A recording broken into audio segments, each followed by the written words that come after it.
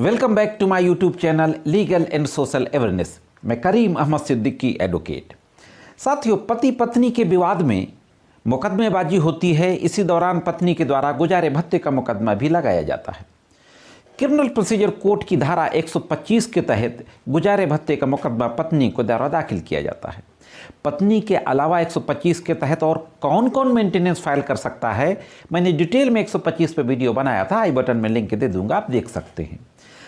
और 125 सीआरपीसी के अलावा और कौन कौन से कानून हैं जिनके तहत पत्नियां मेंटेनेंस का केस फाइल कर सकती हैं, और हस्बैंड के अलावा किससे किससे भरण पोषण ले सकती हैं, इस संबंध में भी मैंने डिटेल में वीडियो बनाया था, उसका भी लिंक आई बटन में दे दूंगा, आप देख सकते हैं। ये जो और भी कई कानून हैं, उन्हीं में से घरेलू हिंसा का भी कानून आता है। और घरेलू हिंसा से महिलाओं का संरक्षण अधिनियम जो कानून बना 2005 में, इसके तहत भी मेंटेनेंस का आदेश पत्नियां ले सकती हैं। मुकदमा चलने के दौरान धारा 23 के तहत इंटरिम आदेश ले सकती हैं और फाइनल मेंटेनेंस का ऑर्डर भी कोर्ट के द्वारा लिया जा सकता है। अब जो सवाल है आज का, जिसके बारे में आज बात करने जा रहे हैं, कि मेंटेनेंस का मुकदमे में अगर हस्बैंड के द्वारा पैसा नहीं दिया जाता तो न्यायालय वसूली वारंट जारी कर सकती है। लेकिन यदि घरेलू हिंसा के मुकदमे में मेंटेनेंस की धनराशि पति के द्वारा जमा नहीं की जाती तो क्या पुलिस में एफआईआर कराई जा सकती है? हाँ दोस्तों, डीवी एक्ट के तहत अगर मेंटेनेंस का ऑर्डर हुआ है, उस मेंटेनेंस की धनराशि को हस्बैंड के द्वारा अदा नहीं किया जा रहा है, तो non payment of the maintenance amount, क्या क्रिमिनल केस रजिस्टर्ड हो सकता है हस्बैंड के खिलाफ? आज के इस वीडियो में इसी के बारे में बातचीत करने जा रहा हूं। देखते हैं कि इस संबंध में कानून क्या कहता है। और अभी एक लेटेस्ट जजमेंट है मद्रास हाई कोर्ट का, उसके बारे में भी बातचीत करेंगे। तो बहुत ही महत्वपूर्ण जानकारी है, इसलिए जुड़े रहे आखिरी तक। देखते हैं कि इस संबंध में कानून क्या कहता है। साथियों, मैंने जैसा बताया कि 125 सीआरपीसी में अगर मेंटेनेंस का ऑर्डर हो गया है और हस्बैंड के द्वारा अगर मेंटेनेंस धनराशि नहीं दी जाती तो पत्नी के द्वारा एग्जीक्यूशन का केस कोर्ट में फाइल किया जाता है। इजरा की कार्यवाही जिसको बोलते हैं, और उस एग्जीक्यूशन का केस फाइल करके न्यायालय से यह निवेदन किया जाता है कि पति के विरुद्ध वसूली वारंट जारी किया जाए। तो कोर्ट वसूली वारंट जारी कर देती है और उस मेंटेनेंस की धनराशि की वसूलियाँ भी कराई जाती है। ये जो पूरा प्रोसेस है 125 से लेकर 128 सीआरपीसी में दिया गया है।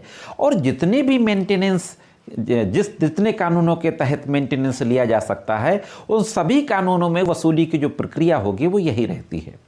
लेकिन एक मामला पहुंचता है अभी मद्रास हाई कोर्ट, और मद्रास हाई कोर्ट में ये सवाल होता है कि क्या घरेलू हिंसा के तहत मेंटेनेंस का आदेश होने पर एफआईआर दर्ज हो सकती है।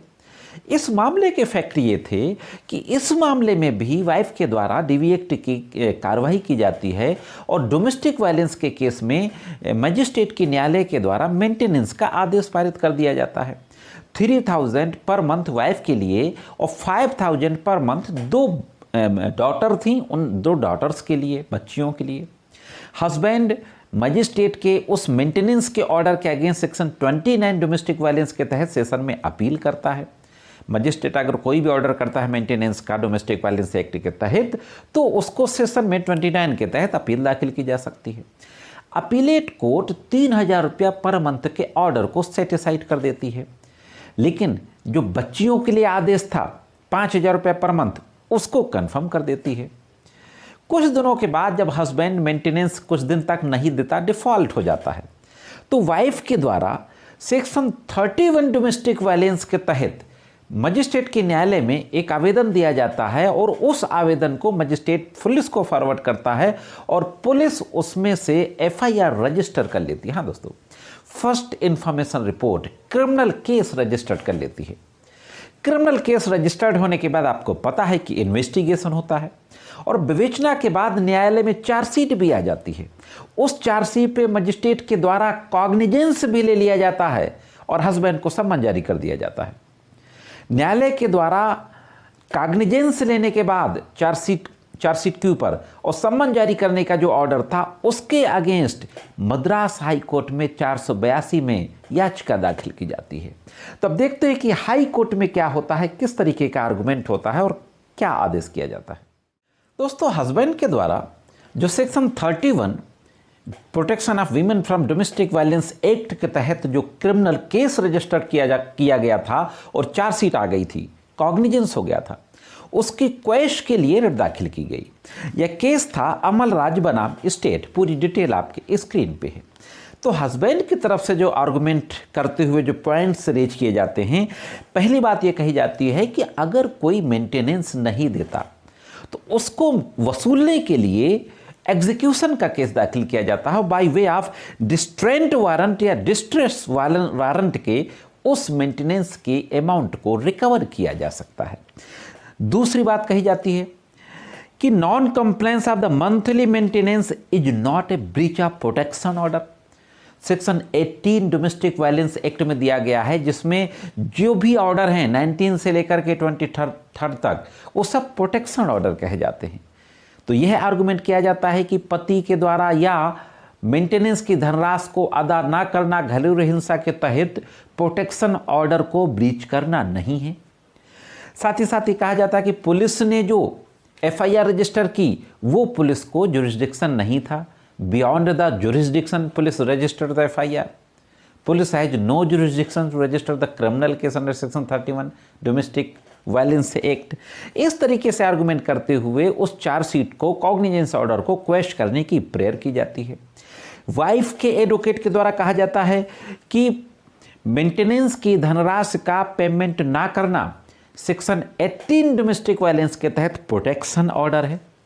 और एक केस ला का जिक्र किया जाता है, सूर्या प्रकाश वर्सेस रचना, मध्य प्रदेश हाईकोर्ट का था। पूरी डिटेल आपकी स्क्रीन पे है। और जो मजिस्ट्रेट के न्यायालय में कॉग्निजेंस लिया गया था उस चार्जशीट पर, जो सेक्शन 31 के तहत एफआईआर दर्ज होने के बाद, विवेचना होने के बाद न्यायालय में दाखिल की गई थी, उसको सही ठहराया जाता है। अब मद्रास हाईकोर्ट के द्वारा बहुत डिटेल में डिस्कस किया जाता है। 125 के प्रोविजन को डिस्कस किया जाता है, वसूली के प्रोविजन को डिस्कस किया जाता है, पूरा डोमेस्टिक वायलेंस के प्रोसेस को डिस्कस किया जाता है। और ये डिस्कस करने के बाद महत्वपूर्ण टिप्पणी करते हुए कहा जाता है कि section 31 is a key provision of the act and heart beat of the act. 31 जो है वो की प्रोविजन है और हार्ट बीट है, जीवन रक्षक दवा की तरह है घरेलू हिंसा कानून में सेक्शन 31। और इस सेक्शन 31 का जो उद्देश्य है वह प्रोटेक्शन ऑर्डर का वायलेशन करने वालों को रेगुलेट करने का उद्देश्य है साथियों। इस तरह से और आगे टिप्पणी करते हुए कहा जाता है कि सेक्शन 31 का उद्देश्य सामाजिक न्याय को सुनिश्चित करने, प्रोटेक्शन ऑर्डर का उल्लंघन करने वालों को रेगुलेट करने के लिए है, और भरण पोषण वार्ड में जो निष्पादन की कार्यवाही में देरी होती है उसको दबाने और पीड़ित को आगे की गरीबी और आवारागर्दी से बचने के लिए त्वरित उपाय उपलब्ध करने के लिए है सेक्शन 31 डोमेस्टिक वायलेंस एक्ट का। मैं आपको बता दूं, सेक्शन 31 कहता है, पेनाल्टी की बात करता है कि अगर कोई व्यक्ति प्रोटेक्शन ऑर्डर को ब्रीच करता है तो उसको पेनाल्टी दी गई जिसमें 2 साल तक की सजा हो सकती है। तो इस तरीके से मद्रास हाईकोर्ट के द्वारा कहा जाता है। केरल हाईकोर्ट की भी रूलिंग दी गई थी एक पार्टी के द्वारा।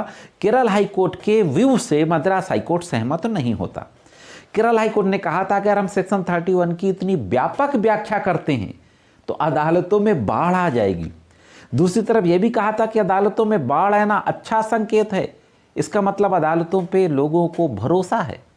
लेकिन मद्रास हाईकोर्ट के द्वारा यह कहा जाता है कि सेक्शन 31 का जो उद्देश्य है उसके अनुसार अगर हस्बैंड या जिसके खिलाफ डोमेस्टिक वायलेंस एक्ट के तहत मेंटेनेंस का ऑर्डर किया गया है, अगर वो उसकी कंप्लायंस नहीं करता, मेंटेनेंस का पेमेंट नहीं करता, तो सेक्शन 31 के तहत ब्रीच ऑफ प्रोटेक्शन ऑर्डर है और उसके खिलाफ क्रिमिनल कार्रवाई की जा सकती है, यानी एफआईआर रजिस्टर्ड हो सकती है। तो फाइनली दोस्तों समझ लीजिए, घरेलू हिंसा के तहत गुजारा भत्ता का आदेश होने के बाद अगर कोई गुजारा भत्ता अदा नहीं करता तो सेक्शन 31 घरेलू हिंसा के तहत प्रथम सूचना रिपोर्ट यानी एफआईआर थाने में दर्ज की जा सकती है। दोस्तों साथियों, यह एक बहुत ज़बरदस्त जजमेंट आया है इस जजमेंट से उन तमाम महिलाओं को जिनके पतियों के द्वारा सालों साल तक, महीनों तक गुजारा भत्ता का आदेश होने के बाद भी धनराशि अदा नहीं की जाती थी, उनको जरूर फायदा मिलेगा। साथियों, दोस्तों, ये जानकारी कैसी लगी कमेंट्स करके जरूर बताएं। और अगर मेरे द्वारा जानकारी जो दी जाती है अच्छी लगती हो तो वीडियो को लाइक और शेयर करते रहा करें। चलते चलते चैनल को सब्सक्राइब करके बेल बटन को हिट करके ऑल पे सेट कर दें। आज के इस वीडियो में सिर्फ इतना ही। मिलते हैं किसी अन्य वीडियो में, तब तक शब्बा खैर, गुड नाइट।